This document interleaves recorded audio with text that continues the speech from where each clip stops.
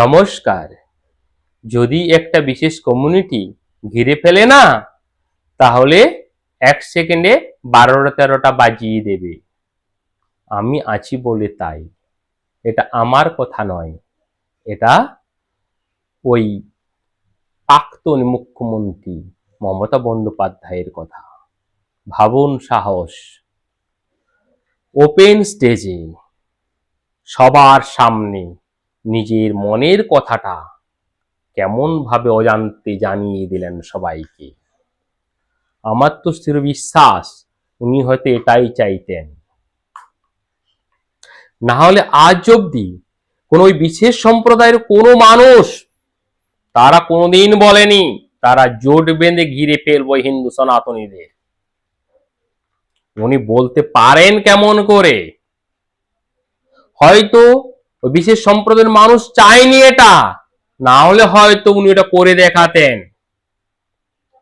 ভারতবর্ষ স্বাধীনোত্তর ভারতবর্ষে, স্বাধীনতার পর ভারতবর্ষে আজ অব্দি এরকম কোন কমিউনিটি হিন্দু সনাতনীদের উপর দল বেঁধে ঘিরে অত্যাচার করেছে তার নিদর্শন নেই।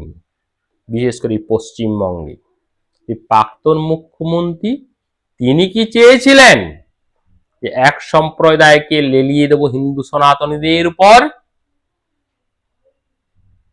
প্রশ্ন জাগে, প্রশ্ন আছে।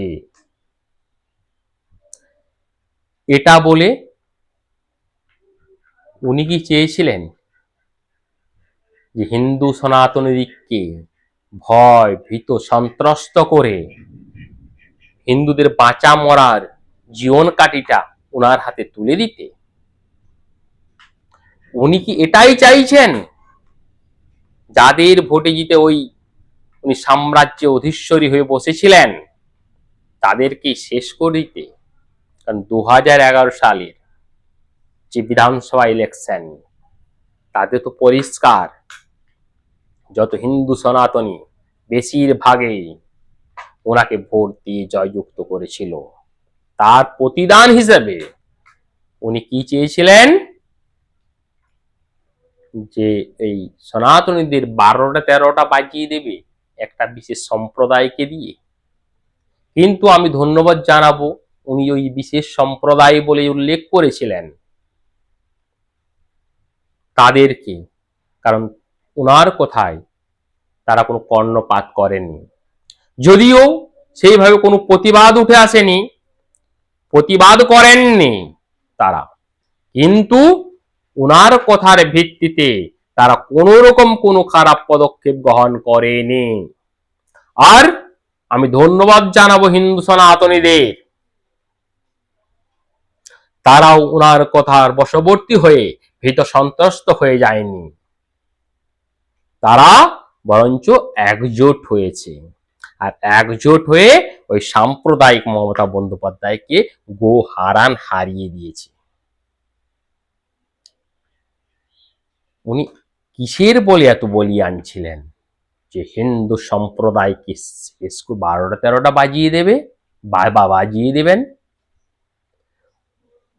আমার তো মনে হয় কোন বিরোধী শক্তি, কোন বিদেশি শক্তি, আমাদের দেশ বিরোধী শক্তি, তারা মমতা বন্দ্যোপাধ্যায়কে মদত যোগায় নিত।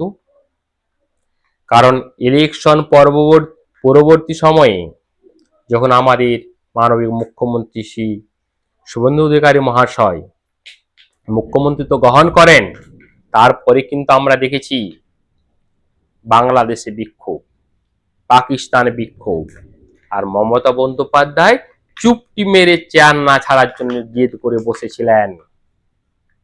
তাহলে এটা আমাকে বিশ্বাস করতে হবে, এটা কি সনাতনীদের বিশ্বাস করতে হবে যে কোনো বিদেশি শক্তি ওনাকে মদত জুগিয়েছিল?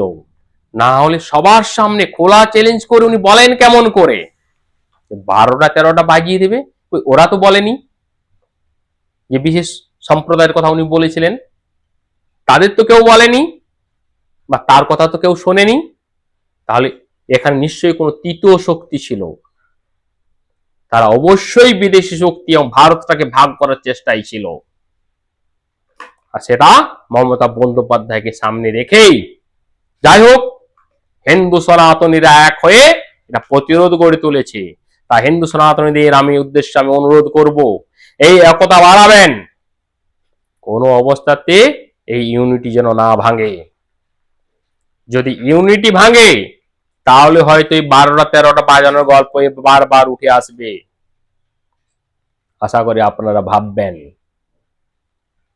যে সঠিক পথ বেছে নিয়েছেন এই সঠিক পথেই চলুন, ইউনিটি বাড়ান, একতা বাড়ান, ভালো থাকবেন, আমাদের সমাজটাকে ভালো রাখবেন। যাই হোক, সবাই ভালো থাকুন। জয় হিন্দ, বন্দে মাতরম।